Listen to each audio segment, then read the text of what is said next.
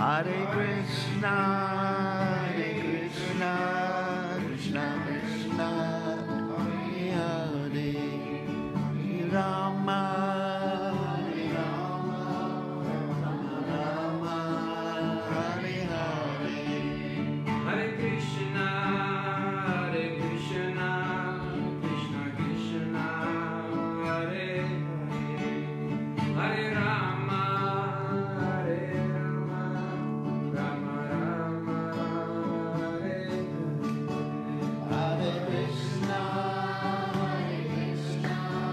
Krishna Krishna, Hare Hare, Hare Rama, Rama Rama, Hare Hare.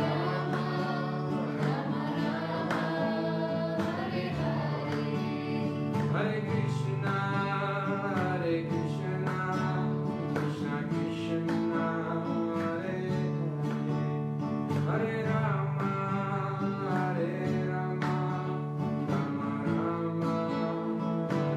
Hare. Hare Krishna, Krishna Krishna,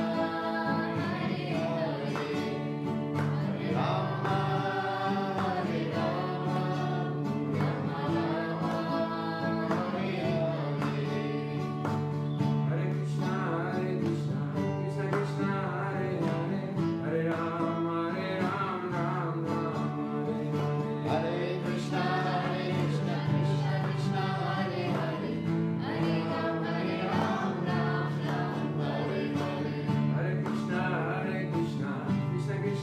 Hare Hare, Hare Rama, Ram Ram, Hare Hare. Hare Krishna, Krishna Krishna, Hare Hare, Hare Ram, Ram Ram, Hare Hare. Hare Krishna, Krishna Krishna, Hare Hare, Hare Rama, Ram Ram, Hare Hare. Hare Krishna, Krishna Krishna,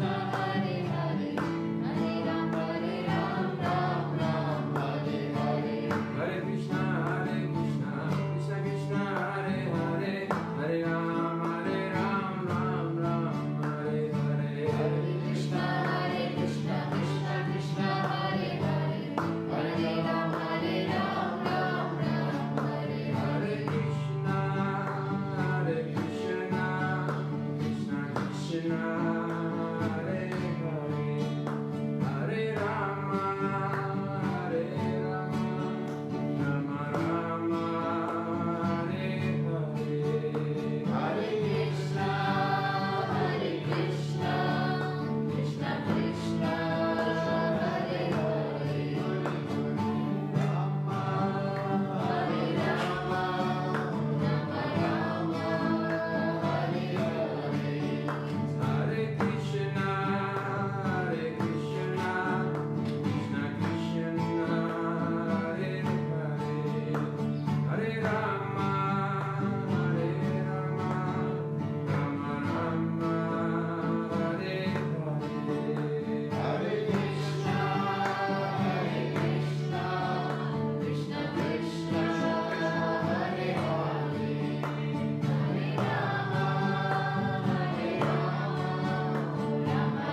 Rama, Hare Hare. Jaya Prabhupada, Jaya Prabhupada, Jaya Prabhupada, Srila Prabhupada. Jaya Prabhupada, Jaya Prabhupada, Prabhupada, Srila Prabhupada. Prabhupada, Jaya Jaya Prabhupada.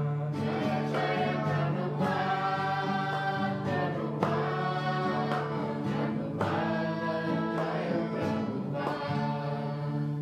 Jai Gaur Premananda Haribo. And that was the famous Mahamantra, as you don't know. So, we will. Oh. Let's see. So we are here at Govardhana, surrounded by devotees, the most sacred place in the universe for all you out there in Facebook lands. And we're going to have programs every night. Actually, the air is starting to get a little bad out this time of night. And so tonight we are going to read from the Nectar of Devotion about what's called stimulations for ecstatic love. It's really nice. And so tomorrow is Advaitacharya's appearance day, so we're going to talk about Advaitacharya tomorrow evening.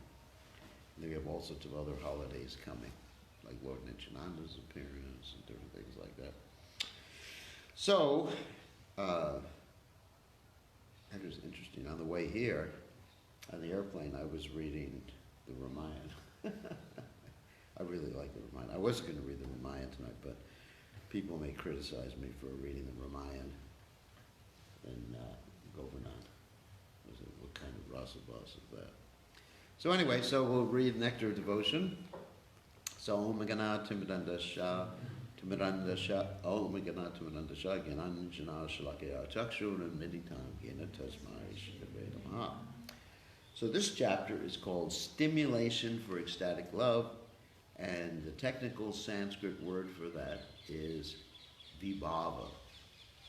Vibhava means that which stimulates the other bhavas. And there's two aspects to vibhava. I'm not reading from Nectar Devotion right now. I'm just giving you an introduction. Two aspects to vibhava. One is called alambana, and the other one is called udipana. Alambana basically means like Krishna directly. Like if you see Krishna directly, it stimulates your ecstatic love. And udipana means anything related with Krishna, like a peacock feather, like the land of Braj, like a monkey. At least the Braj monkeys remind you of Krishna. So in that, just like the story of Mukunda, Mukunda was a doctor and he was an associate of Chaitanya Mahaprabhu. And when he was fanning, he wasn't fanning, but he was sitting on the dais with the Muslim emperor, and someone started fanning the Muslim emperor with a peacock fan. And when he saw that, he fainted in ecstasy, and he fell off the dais. And then the emperor came down, the Wab came down, and he said, what's your problem? And Mukunda said, well, it's just epilepsy. And he was just covering for his ecstatic symptoms. Generally, a pure devotee does not like to say, I'm ecstatic. But some, new devotees, they just say, I was ecstatic. That was ecstatic kirtan. That was ecstatic prasadam.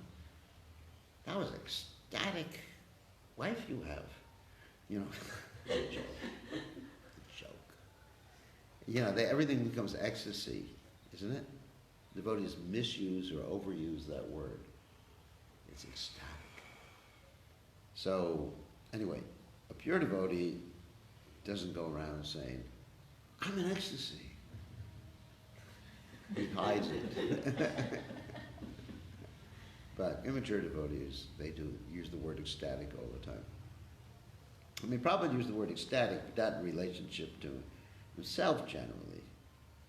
I mean, there's exceptions. But Prabhupada never said, I was really ecstatic last night. Just Prabhupada was dedicated to pleasing his spiritual master.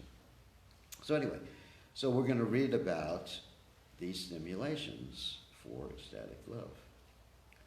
Some things, these are Prabhupada's words, some things which give impetus or stimulation to ecstatic love of Krishna are his transcendental qualities, his uncommon activities, his smiling features, his apparel, his garlands, his flute, his buffalo horn, his leg bells, his conch shell, his footprints, his places of pastime such as Vrindavan, his favorite plant, Tulsi, his devotee, and the periodical occasions for remembering him.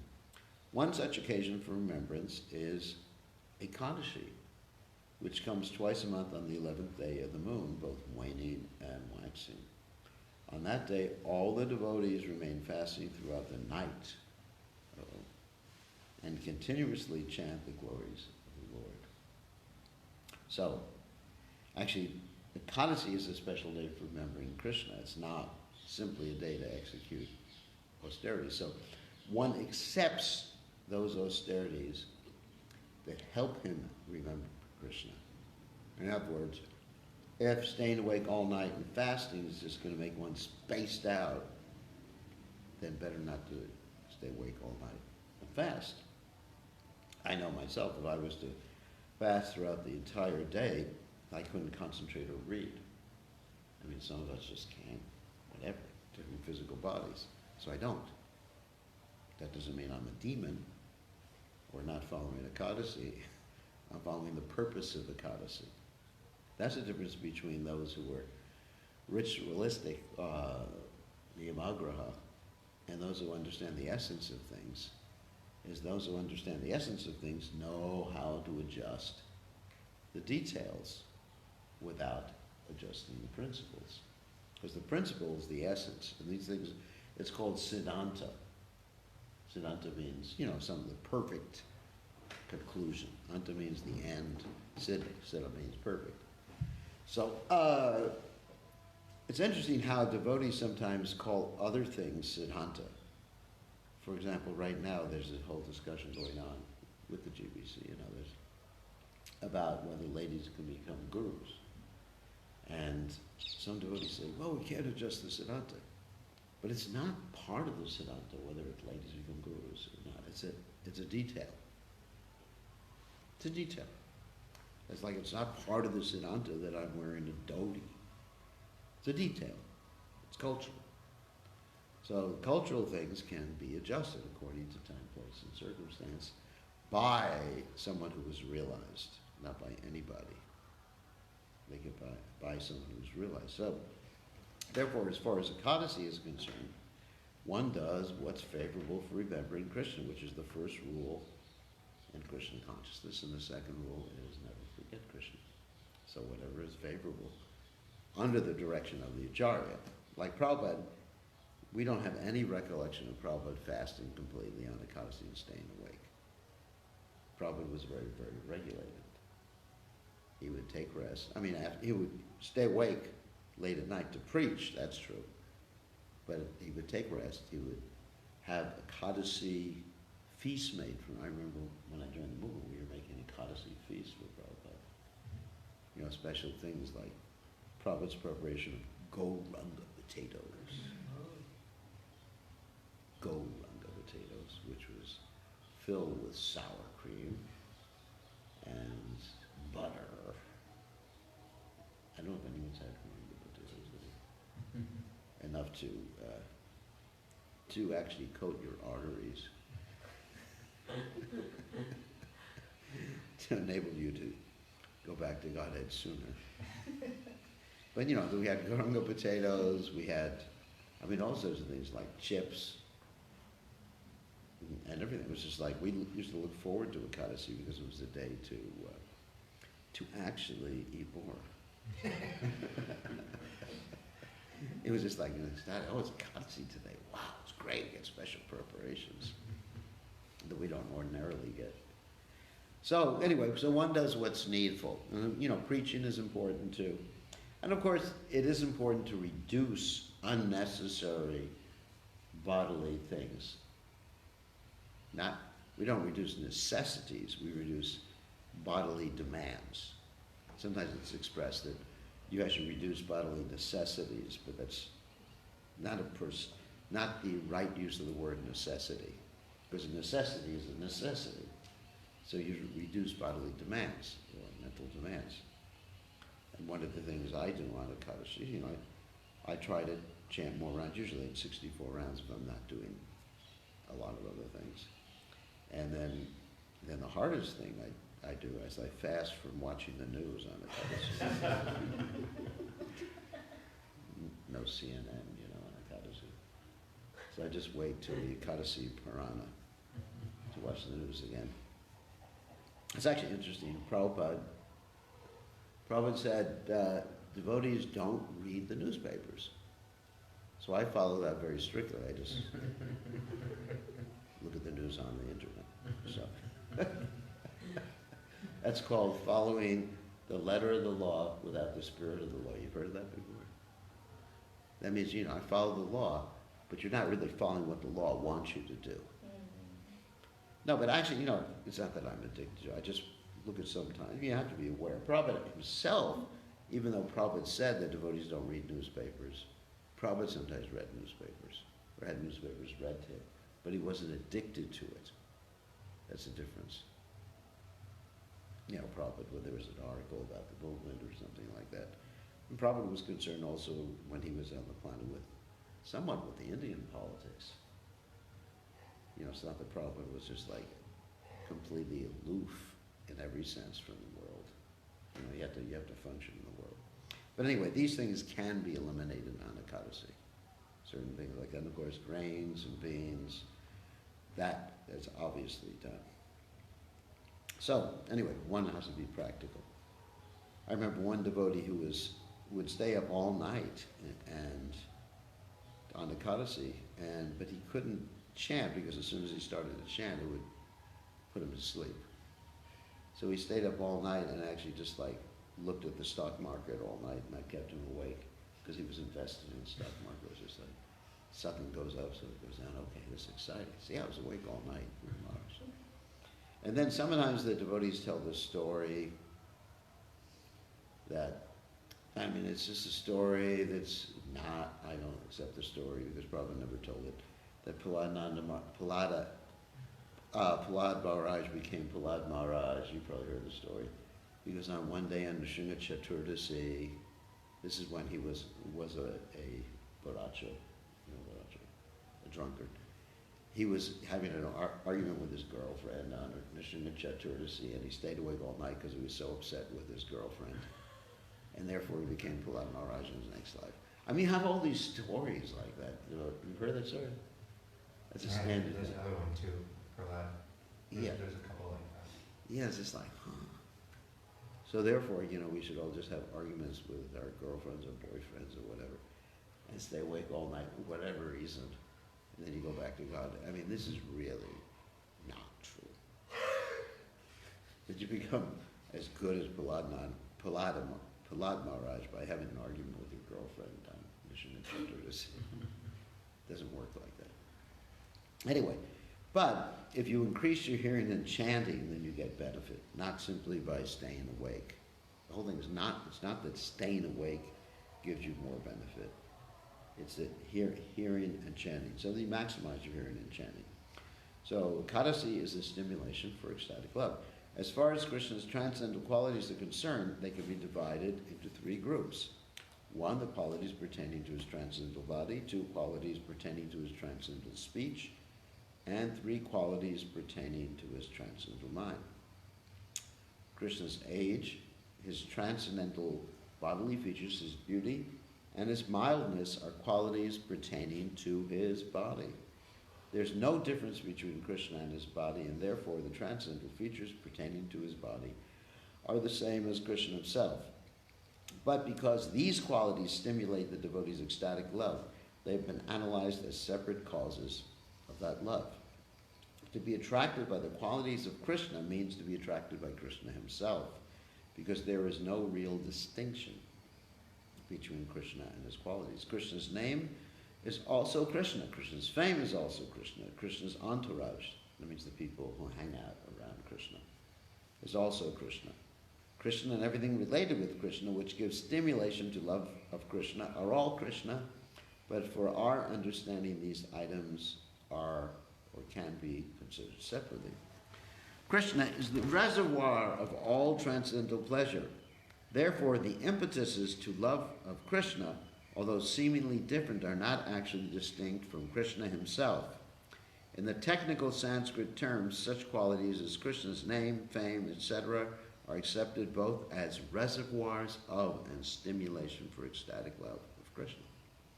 In other words, all these different aspects of Krishna are full of ecstatic love when you get attracted to them, and they also stimulate you. In other words, when you look at them or consider them or think about them, they actually get you excited. Stimulation means excited, to get very excited about something. Krishna's age is considered in three periods. This is interesting. From his appearance day to the end of the 6th year is called Kumar. From the beginning of the 6th year up to the 10th year is called Puganda. And from the 10th to the 16th year is called Kaishora.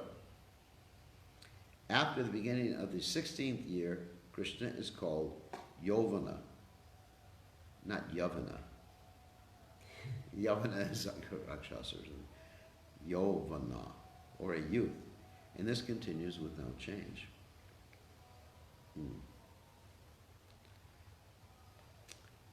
Actually, Prabhupada called the deities in Chicago Kishore, Kishori. That's interesting. As far as Krishna's transcendental pastimes are concerned, they are mostly executed during the Kumara, Poganda, and Kaishora periods. His affectionate pastimes with his parents are executed during his Kumara age.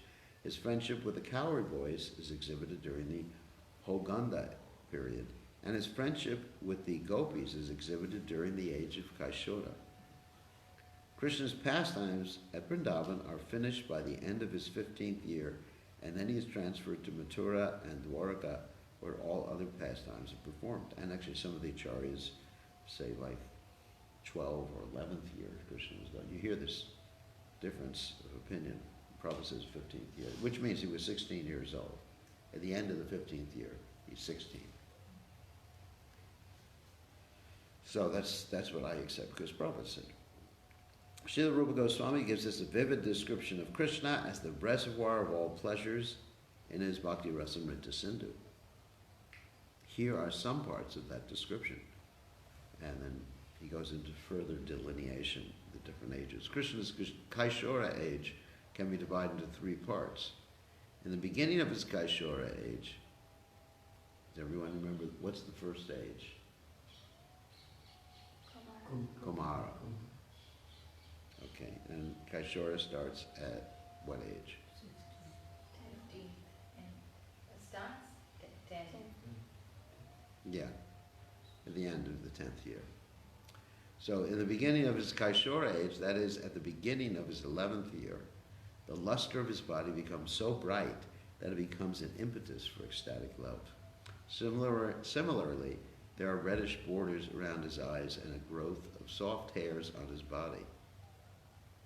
In describing this early stage of Kaishora, Kundalata, one of the residents of Vrindavan, you know Kundalata, your friend, said to her friend, "My dear friend, I have just seen an extraordinary beauty appearing in the person of Krishna. His blackish bodily hue appears just like the Indra Nila jewel. There are reddish signs on his eyes and small soft hairs coming out on his body. The appearance of these symptoms have made him extraordinarily beautiful." So, I mean, try to understand that it appears like Krishna's body is changing like our bodies. You know, you see similar things with little kids, you know, in the Kumara age, they're really cute and gurgly and things like that, and crawling. And so similarly in Krishna's Kumara age, Krishna was actually crawling. And then his feature, you know, it appeared like he was getting older. But try to understand that it's Krishna's transcendental body, and he's manifesting these things out of his own sweet will for the pleasure of his devotees and the interactions, the Rasika interactions with his devotees. Just like it's described that when Radharani was just a little baby, Narada Muni picked her up, and then she manifested her, you know, full-grown form along with all the other gopis in the story. And then after a little while, then she revealed to Narada Muni, you know, her whole pastimes and consciousness. And then after a while, then she became a little baby again. So it's not the same as us.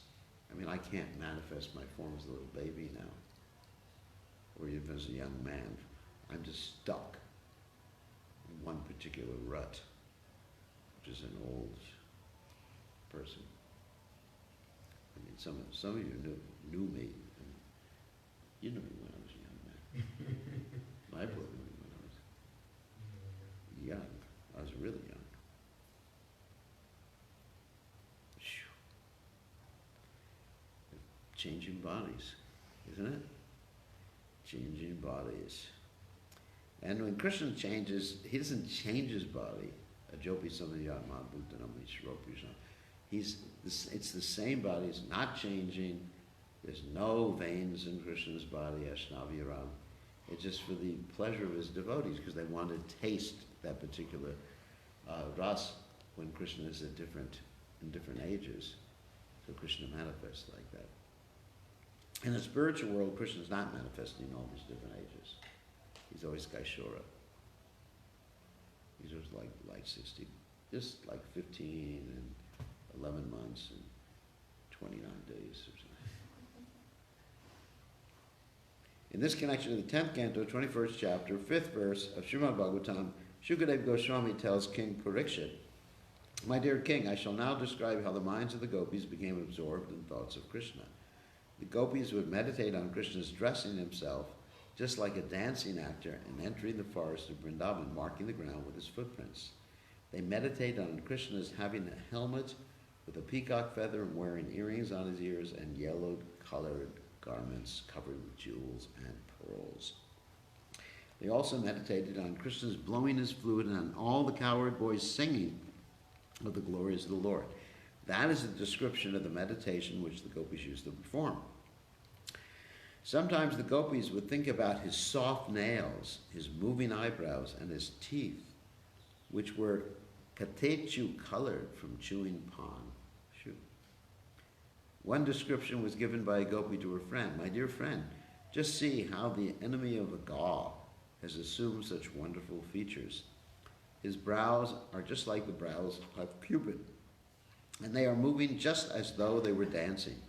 The tips of his nails are so soft, it is as if they were dried bamboo leaves. His teeth are reddish, and so it appears that he has assumed a feature of anger. Under the circumstances, where is the chance for a young girl not to be attracted by such a beautiful feature and not to be afraid of becoming a victim to such beauty?" Krishna's attractive features are also described by Vrinda, the gopi after whom Vrindavana was named. She told Krishna, "My dear Madhava, your newly captivated smile has so captivated the hearts of the gopis that they are simply unable to express themselves.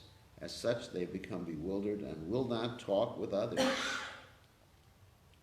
All these gopis, the air is getting like that. All these gopis have become so affected that it is as if they had offered 3 sprinkles of water upon their lives. In other words, they have given up all their hope for the living condition.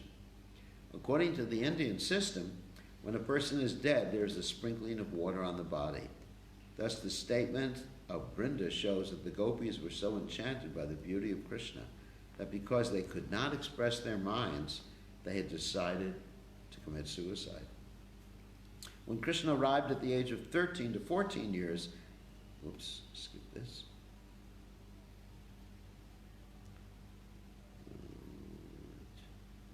His 2 arms and chest assumed an unspeakable beauty, and his whole form became simply enchanting. When Krishna attained 13 years of age, his 2 arms were challenging the trunks of elephants. His rising chest was trying to come to peace talks with the doors of jewels, and his 2 arms were minimizing the value of the bolts found on doors. Who can describe the wonderful beauty of these features of Krishna? The special beauty of Krishna's body was his mild smiling, his restless eyes, and his world-enchanting songs. These are the special features of this age. There's a statement in this connection that Krishna, on arriving at this age, manifested such beautiful bodily features that his restless eyes became the playthings of Cupid, and his mild smile resembled the newly grown lotus flower. The enchanting vibration of his songs became a great impediment to the young girls, who were supposed to remain chaste and faithful to their husbands. At this age, Krishna enjoyed the Rasa Leela, exhibiting his power of joking with the cowherd girls and enjoying their company on the bushes of the gardens on the bank of the Yamuna. In this connection, there's the following statement. Throughout the whole tract of land known as Vrindavan, there were the footprints of Krishna and the gopis, and in some places, peacock feathers were strewn about. In some places, there were nice beddings in the bushes of Vrindavan gardens, and in some places, there were piles of dust due to the group dancing of Govinda and the gopis. These are some of the features which are due to the different pastimes invented by Sri Krishna in in a place known as Vrindavana. There's the following statement by one gopi describing Krishna's attractive feature during this age. My dear friend, just see how all of a sudden in the sky of Krishna there is a powerful rising sun, and how this rising sun is minimizing the rays of our chastity moon. Our attraction for Krishna is so intense that it is drying up the lotus flower of our discrimination, and we are losing our senses in deciding whether we shall continue as chaste women or be victimized by the beauty of Krishna. My dear friend, I think that we have lost all hope of life. In the Kashora age, beginning from the 11th year and continuing up to the end of the 15th year, Krishna's arms, legs, and thighs become marked with 3 divisional lines. At that time, Krishna's chest challenged a hill of Marakata jewels. His arms challenged the pillars of the Indranila jewel. The 3 lines of his waist challenged the waves of the river Jamuna, and his thighs challenged beautiful bananas. No, just bananas. Usually they say banana trees, but here it says bananas. One gopi said, with all these exquisite features of his body, Krishna is too extraordinarily beautiful, and therefore I am always thinking of him to protect me because he is the killer of all demons. The idea expressed in this statement is that the gopis were comparing their attraction for Krishna to an attack by demons, and to counteract their attraction for the beauty of Krishna, they were also turning to Krishna, hopefully because he is the killer of all kinds of demons. In other words, they were perplexed because on one hand they were attracted by the beauty of Krishna, on the other they needed Krishna to drive away the demon of such attraction. This Kaishora age can be translated as adolescence. At the end of this period, all the gopis said, Krishna, the killer of the attraction of Cupid, and as such he disturbs the patience of all newly married girls. Krishna's bodily features have become so exquisite, it is as if they were all manifesting an artistic sense of the highest sort. His dancing eyes have dimmed the brilliance of the most expert dancer, and so there is no longer any comparison to the beauty of Krishna. Learned scholars therefore describe the features of his body at this time as Nava Yovana, newly invented youthfulness. At this stage of Krishna's bodily features, the conjugal love affairs with the gopis and similar pastimes become very prominent. Okay. Does anyone have any questions? Keep it short tonight. Questions? Guru Maharaj, Yeah. Along with Krishna being called Navala Kishore, Yeah. Navala Yovana, he's also called Naval Kishore. Yeah. And as you mentioned, why is he called Naval Kishore? That's my first question. And the second question is, in 3 phases of his Navya means always youthful, yeah. Or And- new youth. Basically, new youth. New Kishore, because it's always like Nava Kishore. They call Nanda Kishore and Nava Kishore.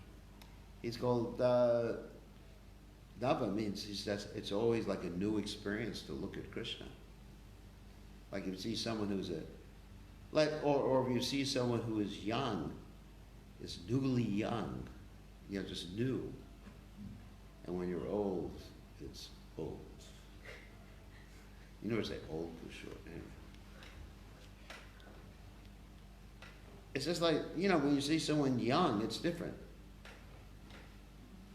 So Nava Kishore and Nava Yovana. It means like, let's use the example of a fruit. Something like saying, oh, this is a nice ripe apple. And when you're old, you say this is a rotten apple.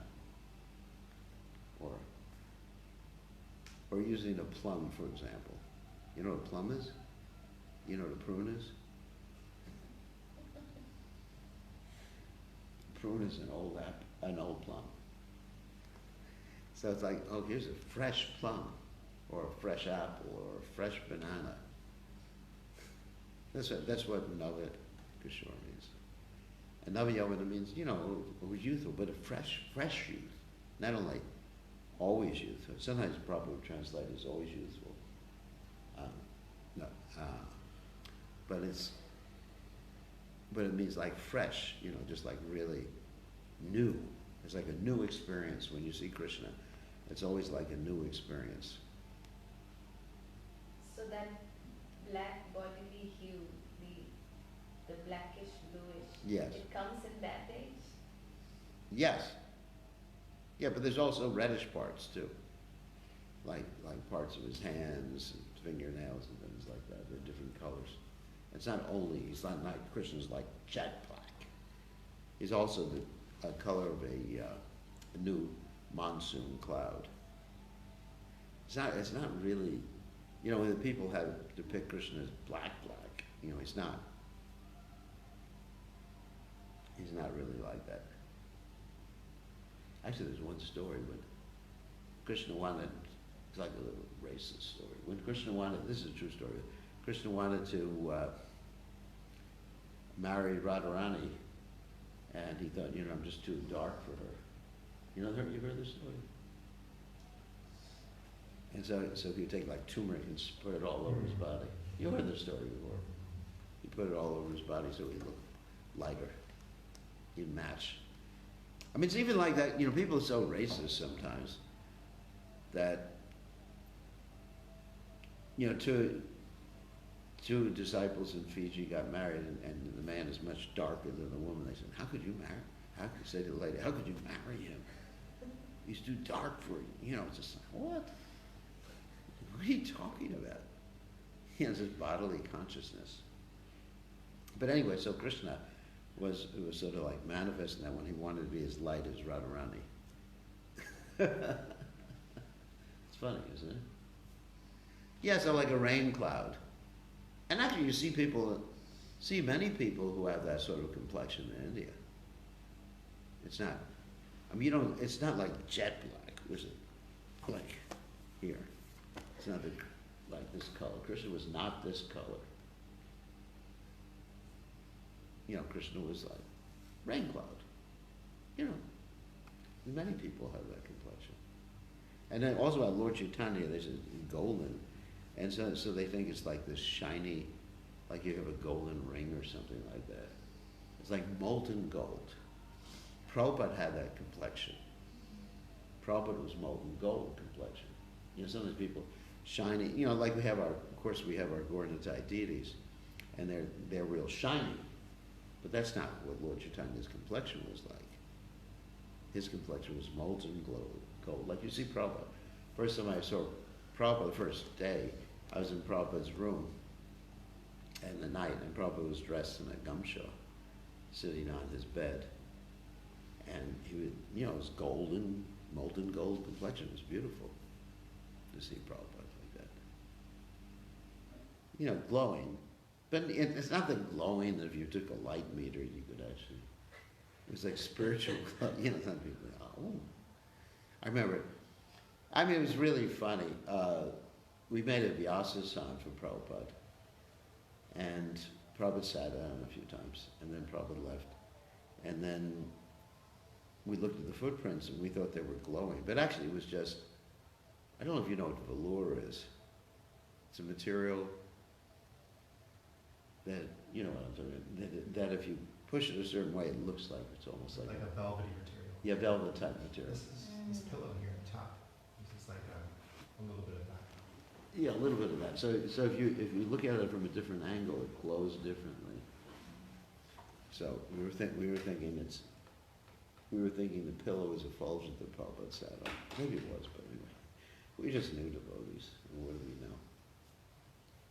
And then someone that Mayapur knows says that Prabhupada never walked on the ground. But I was with Prabhupada. I ate the dust from his footprints, and he left footprints.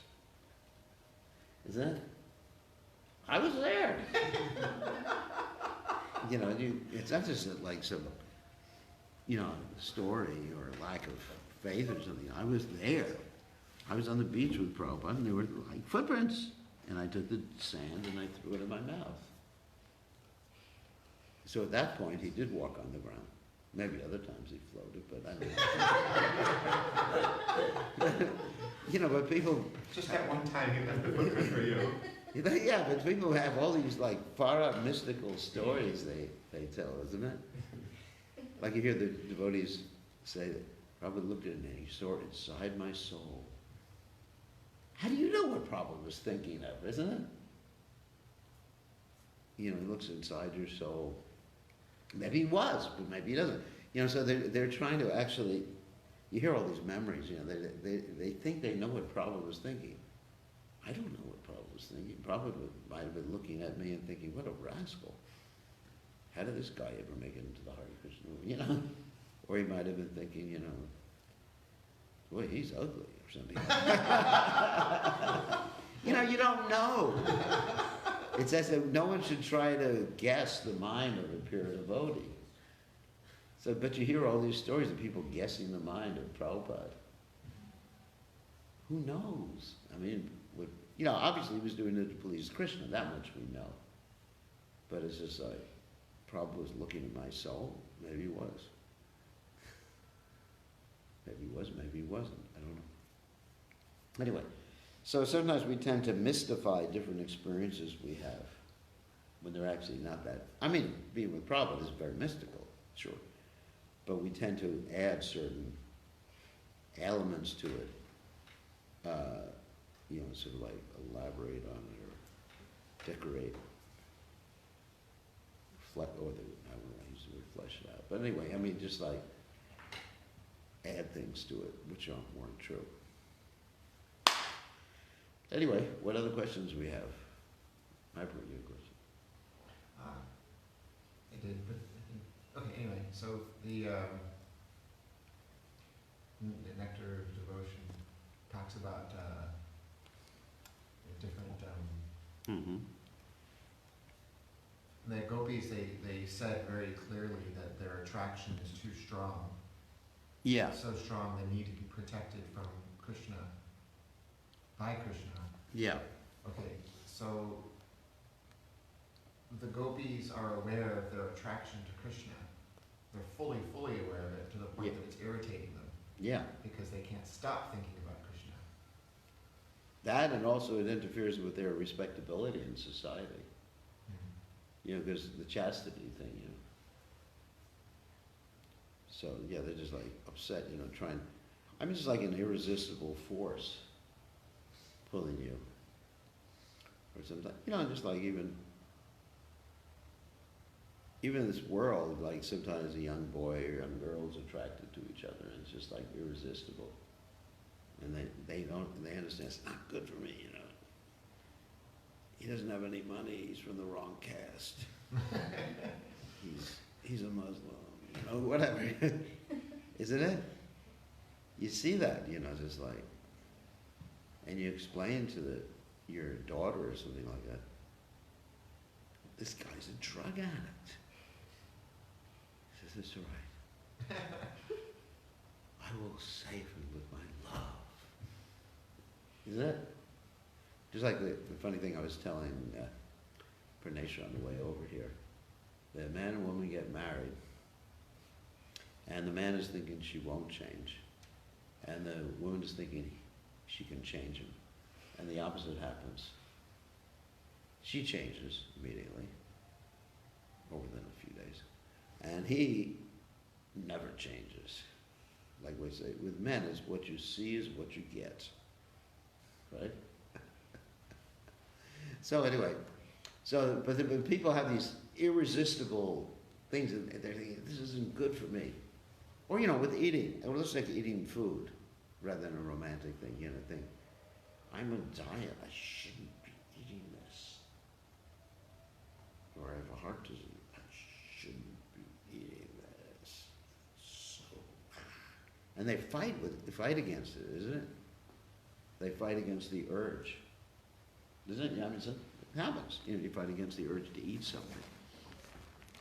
And you think, then after a while you just justify, you say, just once. I mean, if I just do once, it's not going to hurt me. But the problem is when you do something once, then that's it. You've actually opened up the floodgates. Isn't it? You open up the floodgates, and then every day, you know, there's another excuse. But anyway, so I mean, in other words, there's irresistible urges. Like if someone sees a mobile phone, a young person sees a mobile phone, it's an irresistible urge to pick it up. I know I shouldn't do it, you know. Or my watch rings. I know I'm in the middle of class. I know it. I'm not supposed to look at messages in the middle of class, but I'll look at it. Isn't it? I mean, so you have this juxtaposition of the irresistible attraction, and you're not wanting to give into it for a variety of reasons, even in this material world. You know, or anger. You know, anyway, just all this. So these things are all reflections of the irresistible attraction that gopis feel for Krishna. Because first of all, nobody likes to lose control. That's another issue. Like to be controlled by some urge, you lose your autonomy at that point. So the gopis are thinking, you know, I'm not choosing to do this, it's pulling me. It's just pulling me. What can you do? And they try to pull back. Like the gopis sometimes would say, why don't you stop talking about Krishna? You're always talking about Krishna. Every minute you're mentioning Krishna's name, and then the other gopi will say, but you just did the same thing. They say, I can't forget Krishna. Why can't I forget Krishna? Oh, I'm always thinking this Krishna. Please keep Krishna out of my mind. And they're doing the same thing. It's irresistible. But they want to maintain that. They want to maintain control. But there's a loss of control. There's actually a loss of control when one has a strong urge in the material world or in the spiritual realm. And it's frustrating sometimes when you can't control your own self. Isn't that? You can't control your own self. It's, I know I shouldn't be dancing with that Krishna in the middle of the night. You know, I have a baby, and I have, you know, a husband. What am I doing? But then when Krishna plays his flute, the hell with the husband. The hell with the baby, you know. Can you imagine that? I mean, the point is that, I mean, woman's love for the baby is so intense. Like with my mother, she's forgotten everything in this world except for me. She doesn't know whether she's in New York or Miami. I call her on the phone. I said, hi, Mom. She said, well, yeah, they just transported my apartment to Miami. I said, yes, Mother. I understand. Yeah, but I call her. She doesn't remember anything. She doesn't even remember whether she was married. You know, she asked, was I married before? I said, yes, you were. So what was my husband's name? Kenneth. I don't remember him. You sure I was married? Yeah, she's forgotten all that. But I call her on the phone. Oh, it's Bir Krishna Goswami. Actually, the other day she couldn't remember my legal name. She just remembered Bir Krishna Goswami, which is really ecstatic for me. I said, I'm your son. I said, Bruce. I said, I don't know, Bruce, I know Bir Krishna Goswami. I said, wow. This is ecstatic. So the point I'm making is that, you know, so let's talk about the gopis. They have these little babies there. I mean, when you have a little baby, a lady with a little baby, right, Radha? When she was a little baby, it was just like, you forgot that you had a husband, didn't you? So who's that guy? Oh, he's just a guy who brings the money in the house. Anyway, so you just forget. That's nature. So here are the gopis. I mean, just talking about the gopis, and they have this cute little baby who's a resident of Vrindavan. I mean, it's not just like an ordinary, like snotty little baby there.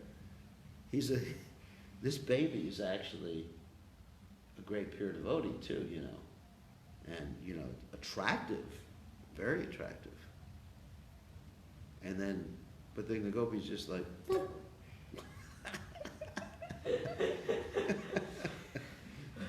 Isn't it? They hear Krishna's flute, they're just like, oh, take the kid away already. And they just go and join Krishna. That's pretty far out, isn't it? If you think about it. And they just join Krishna. And Krishna, and there's milk. Also, they're cooking on the stove, and the milk boils over, and it just like it makes a mess in the kitchen. Can you imagine how messy it is when all the milk boils over, and their husband is yelling at them, and the husband gets so upset he tries to imprison them, and then they have to leave their material bodies behind and join Krishna. So that's like an irresistible force. There's no question of immovable object. You understand? Because the force is so irresistible, there's nothing that can keep the gopis immovable. Gotta have Krishna. But they're struggling against it too, because they know, like you hear here, they know this is not proper. This goes against everything I was ever taught by my parents. And still I can't resist. And then they pray to Krishna, Krishna, please give me the strength to resist your attractiveness. That's pretty far out, isn't it? Krishna, give me the strength. All right, anyway, little Rasika stuff. Okay, that's enough for tonight. Thank you all on YouTube, not YouTube, and Facebook lands for joining us. And you see we have a small crew today, soon to be bigger. The famous Mahamantra, some of you may remember him from the last ice age.